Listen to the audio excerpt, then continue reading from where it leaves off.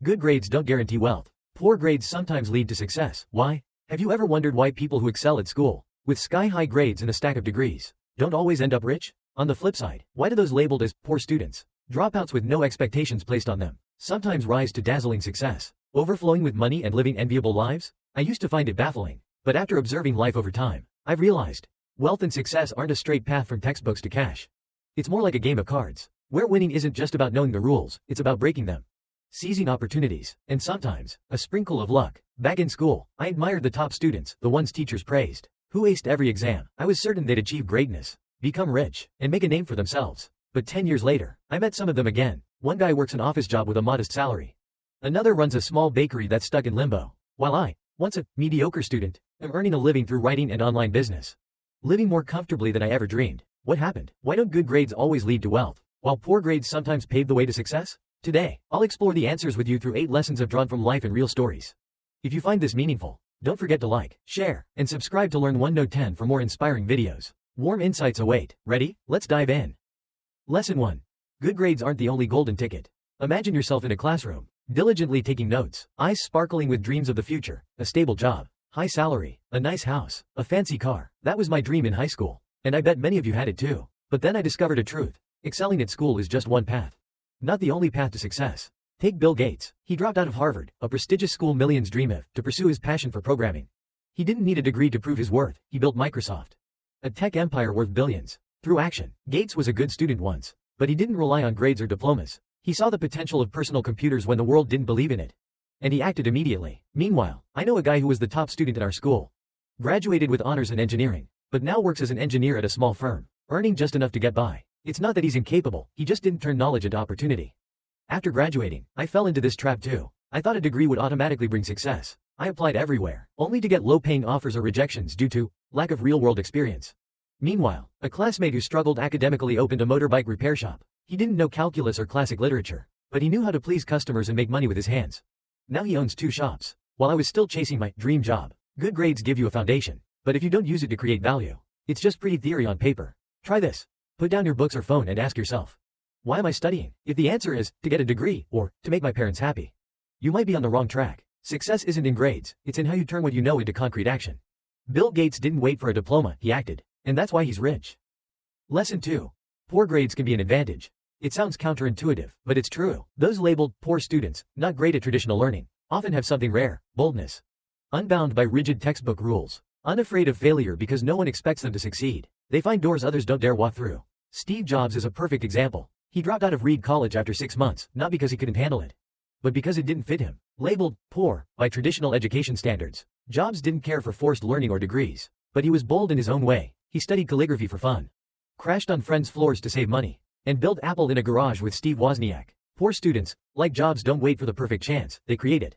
Meanwhile, top students are often too cautious, afraid of mistakes or losing face, missing life-changing moments. I've seen this firsthand. My cousin dropped out after 9th grade, dismissed by our family as good for nothing, but she had a knack for sewing. She started making clothes to sell online, first for friends, then scaled up to a small workshop. Now she earns more than her brother, a top university graduate stuck in a routine office job. She told me, back then, I didn't know much, so I just did it. If I'd been scared, I'd still be broke. The boldness of poor students comes from not fearing judgment. They're used to being underestimated. Think about it. If you're not great at something, would you step out of your comfort zone? I was terrified of writing because I didn't think I was good enough. But one day I tried, knowing I might get criticized. My first piece was rejected, but I kept going. That boldness helped me improve, and now I make a living from it. Steve Jobs didn't mind being called poor at school. He did what he believed in, and that's why he succeeded. Lesson 3. Success needs skills more than knowledge. Good grades often mean you've amassed knowledge, from math formulas to world history.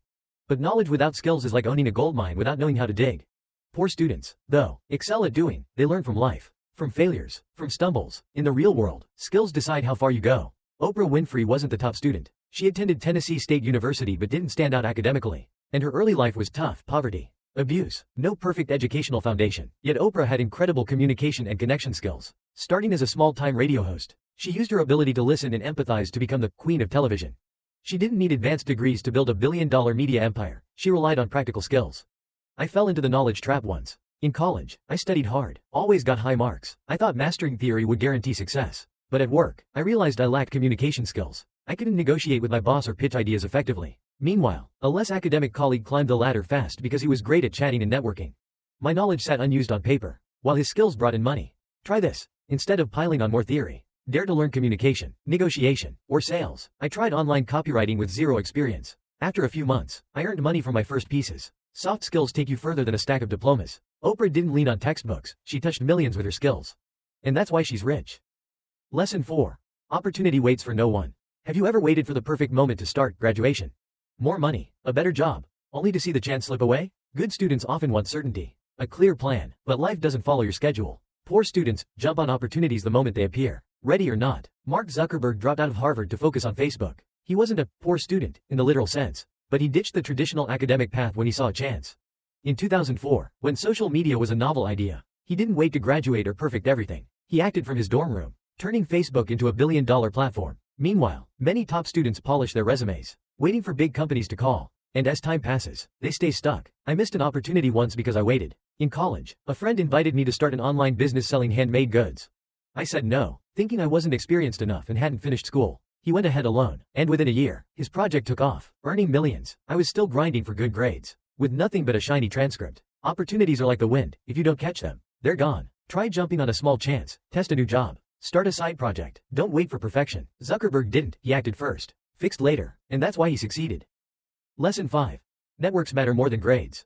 Ever heard? It's not what you know, but who you know. I used to think it was unfair, that being good would get me noticed. But after years of hustling, I see it's true. Good students focus on personal achievements but overlook relationships. Poor students excel at building networks. And in the real world, who you know often decides everything. Elon Musk didn't succeed by brains alone. He connected with brilliant people, engineers at SpaceX, investors at Tesla. He didn't lock himself away studying, he went out, met people, persuaded them, built strong teams. Contrast that with a friend I know, a top student with a master's degree from abroad. But introverted and disconnected. He's skilled, but unknown, stuck in an average job. I learned this the hard way. Fresh out of school, I avoided socializing, skipping parties and networking. I thought good work would speak for itself. But a less academic coworker got promoted because he grabbed coffee with the boss and charmed clients. I was annoyed at first, but then saw it. He built trust through relationships. I changed, started attending events, meeting industry folks, and opportunities grew. Step outside, start with a hello, a handshake, grab coffee with someone new, join a hobby group. Networking isn't sucking up, it's expanding your world. Musk used connections to turn ideas into reality, and that's why he's rich. Lesson 6. Failure teaches poor students best. Good students dread failure. I get it, when you're used to praise and high marks. Failure feels like a stain, but poor students are accustomed to criticism and low expectations. So failure's no big deal. That helps them bounce back faster, learn more, and outpace those too scared to fall. Thomas Edison was called poor by a teacher who thought he couldn't learn. But he didn't let that define him. Edison failed thousands of times inventing the light bulb, thousands. If he feared failure like a top student, we'd still be in the dark. He said, I haven't failed. I just found 10,000 ways that don't work. That's the poor student mindset. Failure is a lesson, not the end. I learned this from my own flops. When I started writing for money, I pitched a big newspaper. Super confident. They rejected it, saying it lacked depth. I sulked for a week, wondering if I should quit. But I didn't. I reworked it, sent it elsewhere, and got accepted, even for a small fee. Each rejection since has taught me more. And now I live off writing, thanks to those stumbles. Try failing once, take on a new job, learn a weird skill. If you fall, tell yourself, I just learned what doesn't work. Failure's the best teacher if you listen. Edison didn't fear falling, he got up. And that's why he succeeded. Lesson 7. Passion beats degrees. Good students often study what they're told to. But poor students do what they love, and passion can turn into money, even a dazzling career. Passion outshines degrees because it fuels persistence, creativity, and a unique path schools don't teach. Walt Disney wasn't a stellar student. He dropped out of high school at 16 to chase his love for drawing and animation. Seen as poor by traditional education, he adored storytelling through visuals. Disney failed often. His first company went bankrupt. He faced hundreds of rejections, but passion kept him going. He created Mickey Mouse and built the Disney empire, not with degrees, but with what he loved. I saw passion's power in a friend. He flunked college entrance exams, got called useless, but he loved cooking. Instead of retaking tests, he worked as a kitchen assistant, learning on the job. Early wages were low, and he got criticized, but he didn't quit. He watched videos, tried new recipes, and now owns 2 eateries, out-earning our good student classmates. He said, I sucked at school, but I love cooking, and I wouldn't do anything else. I found my passion too. In college, I studied economics but hated it. I was chasing a degree for stability, but I wanted to write. One day, I sent an article to an online paper. No expectations. It got published, earning me a few bucks, not much, but enough to spark something. I kept writing, even when no one read it. Passion sustained me, and now I live off it. Ask yourself, what do I love? If you find it, pour yourself into it. Disney chased his passion, and that's why he's rich. Lesson 8. Luck is part of the game. Finally, let's admit it. Luck plays a role in success. Good students might work hard but miss the right timing. Poor students sometimes stand in the right place at the right moment.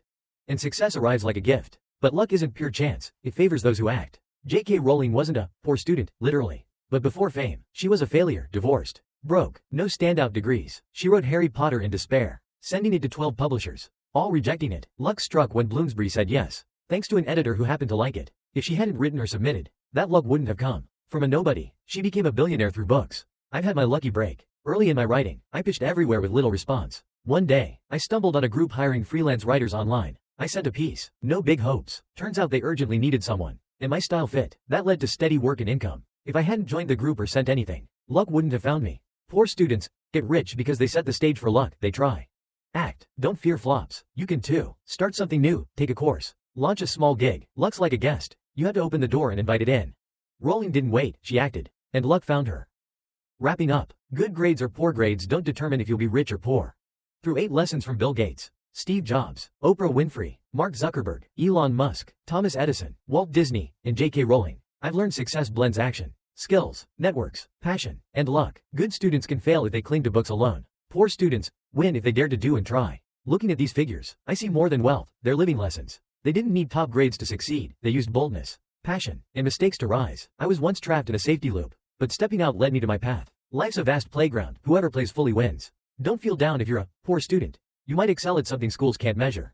Don't get smug with degrees. They're just a start. Begin today. Try something new. Meet new people. Chase your passion. You don't need to be great right away, but you must start to get great. What do you think of these lessons? Got a story like this? Share with me. Wishing you your own path, whether good or poor. Just keep moving forward. You're watching Learn 1 Know 10, where complex knowledge turns simple.